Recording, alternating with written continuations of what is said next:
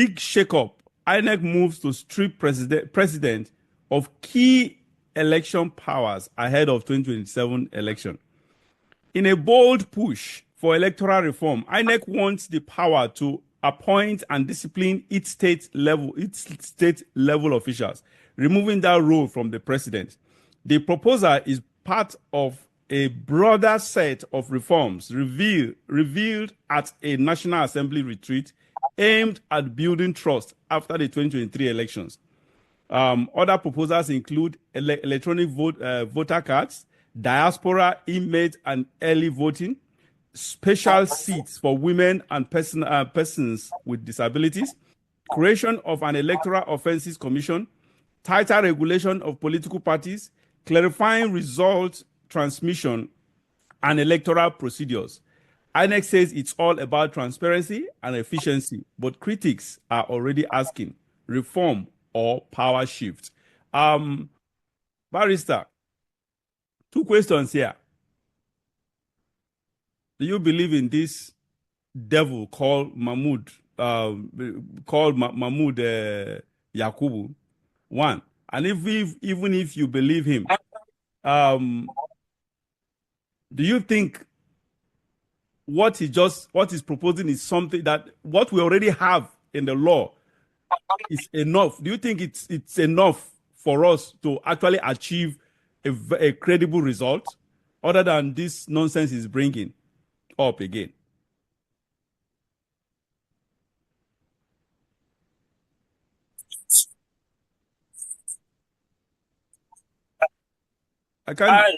As a person, okay, I can hear you. I have lost. I, as a person, have lost complete interest in the institutions of state, including INEC. We have no problem with the INEC, the Electoral Act, INEC regulations. As they are now, they can deliver a free and fair election. That is it. They have come again now trying to bamboozle, pull wool over Nigeria's eyes, like they did in 2020 when the Electoral Act was amended. And we all jumped up and down. We said, this time around, this thing is going to work. And we saw what happened. Now they have come again. Right? It's a build-up. They are going to build up like this to 2027 and then try to get the Electoral Act amended so that they will pull wool over Nigeria's eyes for them to come back and believe that the election will be okay. It's not. The issue is not with the Electoral Act. The issue is with INEC.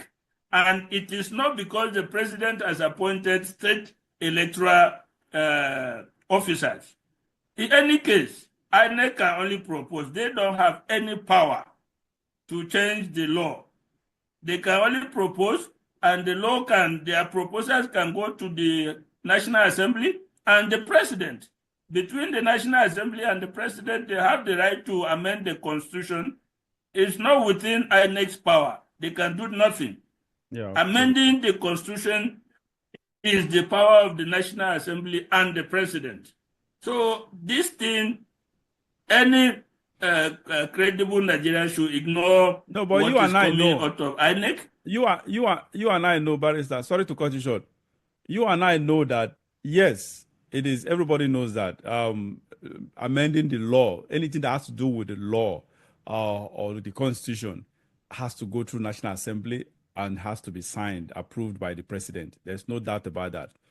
But we all know that the institutions that we have today, in Nigeria, that's the way it should work anyway, the standard way it should work. But in Nigeria, what we have today is there are all institutions that there is nothing they do without even, they are not. It's not supposed to be so. INEC, as its name, as its name specifies, it's supposed to be independent of the president, independent of any other body, any other institution.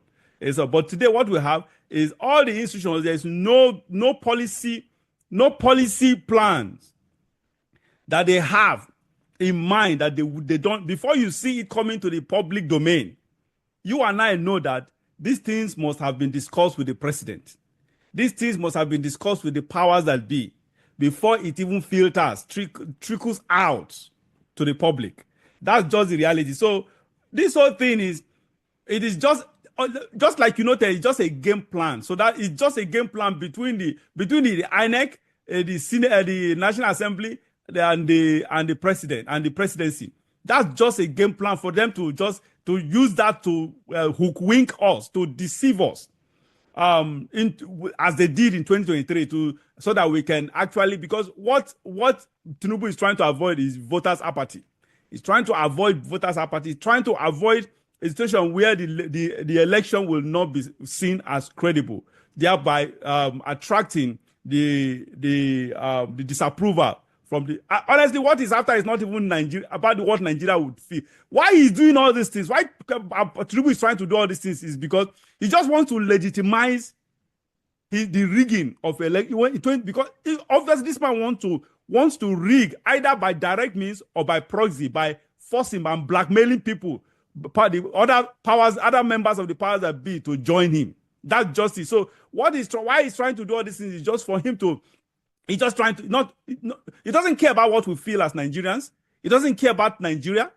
All he cares is about international, the global thoughts, global impression. He just wants to give that impression that the election is going okay, is being processed well and will be conducted well. So after the election, he want that impression of a credible election. So all these things, let me be frank with you, they may go through. There's no doubt about that, because it's a tripartite agreement between this INEC, the Senate, the National Assembly, and the presidency. That's just it. So, but the truth, the thing is, while it will go through, it may go through.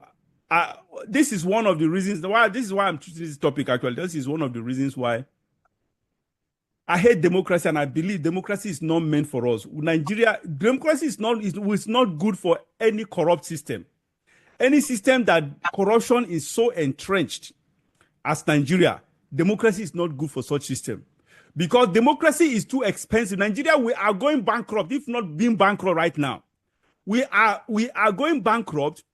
We are spending more than we are earning. So when one's income, when one's expenditure is far above his income, obviously that person or that institution is bankrupt, technically, whether you accept it or not. So that's exactly the situation Nigeria we have found ourselves as a country, that we are spending more than we are receiving. That's just the reality. So you cannot this kind of system, because all these things that INEC is proposing. Last year, the 2023 election, it was about over 300 billion naira was assigned to them to conduct the election.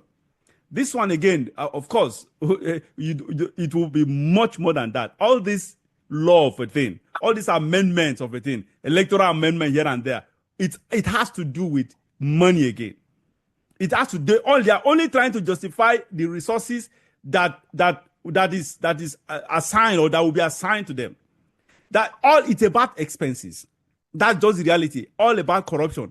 This is one of the reasons why I hate democracy. It shouldn't be for Nigeria. We are not. The environment is not good. The economy is not ripe. We don't need this. We don't need the National Assembly. We don't need INEC. We don't need all these things. These are institutions that are just fleecing our economy. These are institutions that are just weighing down on our economy. These are the institutions that will not allow Nigeria to grow. If we continue in this trajectory called democracy, this sham called democracy, honestly, it will get worse. We can never get better under this democratic dispensation. Never. Because you just can't get something out of nothing. That is just reality. It is not possible, because under democracy, we will continue to spend more than our income. This issue of it's not. We cannot balance the budget. It's not going to happen. It is not practically not going to happen. Barrister. I agree with you. But I will not even dignify what is happening in Nigeria and call it democracy. I have repeatedly and always called it a fake and fraudulent democracy. I must qualify it as fake and fraudulent every time I refer to it. We are not practicing anything near a democracy. And whatever you hear from INEC or from the government is purely an attempt to dupe Nigerians and hoodwink them to have faith and interest in the electoral process, because they already know Nigerians have lost interest, they have lost faith in the electoral process. So they want to bring up something that will revive that interest and revive that faith to try to legitimize the coming election. It's nothing less than that. That is just what is happening. They have thrown the stone into the bush.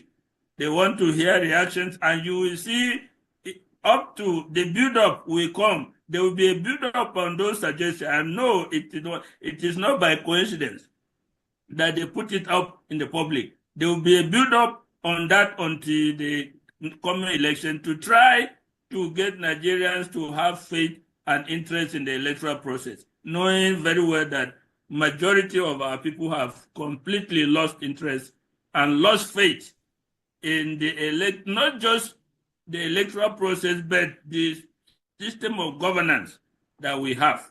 They know. I don't think they do not. They are very much aware, but they want to do everything to hoodwink and dupe Nigerians into believing in the process once more, as Nigerians did back in 2023.